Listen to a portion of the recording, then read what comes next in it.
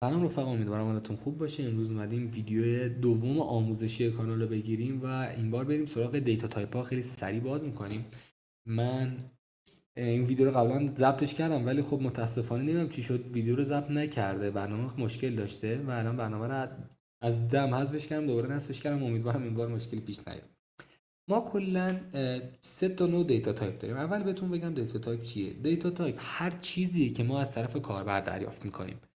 برای مثال از کاربر عدد بخواید از دیتا تایپ اینت استفاده میشه، یا حالا این بقیه دیتا تایپ ها براتون توضیح میدم. یعنی میخوام بدونید که دیتا تایپ چیزیه که از کاربر گرفته میشه. نوشته بخواید هر چیزی. کلا هم دو تا دسته دیتا تایپ داریم: سیمپل دیتا تایپ و کامپلکس دیتا تایپ. سیمپل دیتا تایپ ها همینه که الان براتون نوشتم، دارید داخل صفحه میبینید. رنگشون آبیه همونطور که میبینید. و بذارید من اینا رو پاک کنم، از اولم براتون بنویسم و کامپلکس دیتا تایپ ها رو بعدا براتون نشون میدم داخل این ویدیو. فعلا درموردش حرف نمیزنیم. خب دیتا تایپ اولی که میخوایم در موردش حرف بزنیم اینت هست. اینت برای نگهداری اعداد استفاده میشه. اعداد صحیح، یعنی اعداد اعشاری نمیپذیره. 1 2 3 و الی آخر. و وقتی میخوایم یه عدد از سمت کاربر دریافت کنیم، برای مثال الان من ساختار دیتا تایپ هم براتون بگم. ساختار دیتا تایپ اینجوریه که میبینید. ببینید اول اسم دیتا تایپ، یعنی نوعش چیه. نوع دیتا تایپ چیه؟ اینت هست، استرینگ هست یا هر چیز دیگه. بعدش اسمش میشه همینجا دیتا تایپ رو بس که الان وقتی اینت ما بهش قرار دادیم یه صفر بهش میده که قابل استفاده باشه. یعنی الان این اینتی که ما تعریف کردیم صفر هست. یا میتونید یه مساوی بهش بدید و عددی که میخواید داخلش استفاده بشه رو بدید. من بعدا بهتون یاد میدم که چجور میتونید اینو از سمت کاربر بگید، چون الان اینو خودمون واردش کردیم، عددش رو خودمون وارد کردیم. ولی خب من یادتون میدم این عدد از سمت کاربر هم بگیرید. پس چی شد؟ این دیتا تایپ اینت شد. بریم سراغ دیتا تایپ دوم که استرینگ است. دیتا تایپ استرینگ برای گرفتن یک رشته است، نوشته. هر چیزی که شما فکر کنید داخل یک رشته استفاده میشه. یعنی عدد هم میتونید داخل رشته قرار بدید، اما خب مثل یک نوشته باش رفتار میشه. یعنی شما نمیتونید این نوشته رو با یه عدد جمعش کنید. میدونید منظورمو؟ الان این اینتی که ما تعریف کردیم میتونه با یه عدد دیگه جمع بشه، ولی اینت با استرینگ نمیتونه جمع بشه. هر کدومشون فقط با هم نوع خودشون میتونن یکی بشن. و الان من برای استرینگ هم همشون هم ساختارشون یکی ها. اول نوع دیتا تایپ، اسمش و بعدش چیزی که داخلش قرار میگیره. من اسم اینو میذارم سامان. برای وارد کردن هر چیزی داخل دیتا تایپ استرینگ باید از دابل کوتیشن استفاده بشه. داخل دابل کوتیشن شما قرار میدید که چی میخوایم. گفتیم که بعدا یادتون داخل ادامه همین ویدیو یادتون میدیم که چطوری این مقدار رو از کاربر بگیرید، ولی وقتی خودتون میخواید داخل چیزی بنویسین باید داخل دابل کوتیشن باشه. برای این مثال من این نوشته داخلش قرار میدم.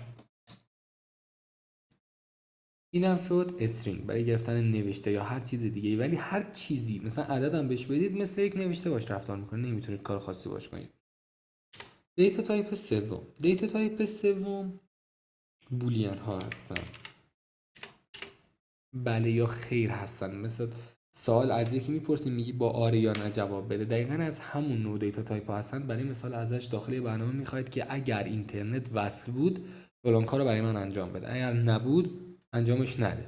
برای اونجور کاراست. برای مثال یه اسم من بهش بدم. این اسم کاملا اختیاری ها، هر چیزی که دوست داشته باشید میتونید قرار بدید و داخلش فقط ترو یا فالس قرار میگیره. ترو به معنای درست، فالس به معنای غلط. ترو یا فالس یعنی برای بله یا خیر. اینم دیتا تایپ سوم. بریم سراغ دیتا تایپ چهارم. اعداد اعشاری. ببینید رفقا، شما داخل اینت عدد اعشاری نمیتونید تعریف کنید. میبینید بهمون ارور میده. 4.5 که بهش میدم. هر عدد دیگه هم من بهش بدم بهمون ارور رو میده.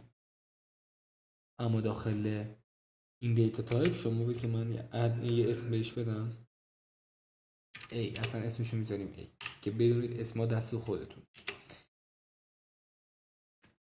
یه عدد اعشاری بهش دادم، وقتی میبندمش هیچ مشکلی براش پیش نمیاد. این سه تا دیتا تایپی بود، این 4 تا دیتا تایپی بود که لازم بود بدونیم، اصلی ترینان. و بریم سراغ کامپلکس ها. خیلی سریع بریم سراغ کامپلکس دیتا تایپ ها. داخل این قسمت، داخل این دیتا تایپ دوم که گفتیم دو تا دسته اول براتون توضیح دادیم، کامپلکس دیتا تایپ ها تشکیل شده از هزار سیمپل دیتا تایپ هستن. یعنی برای مثال الان من یه دیتا تایپ استفاده کنم، data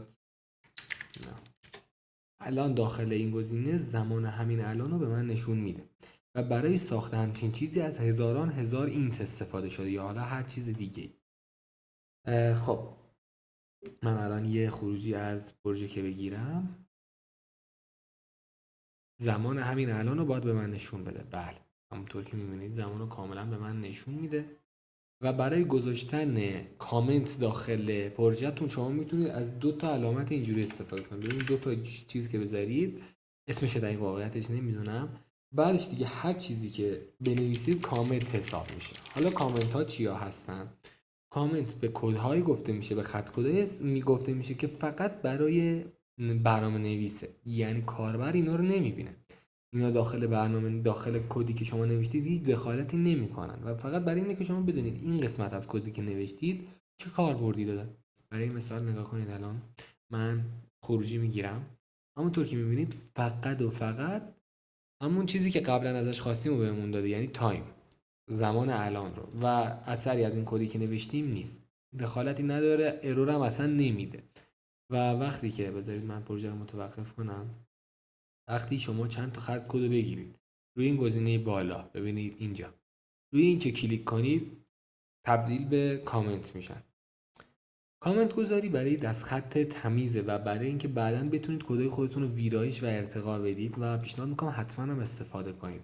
بریم تا جلسه بعدی تا مباحث دیگه رو بهتون یاد بدم. ممنون از اینکه تا اینجای ویدیو با من همراه بودید.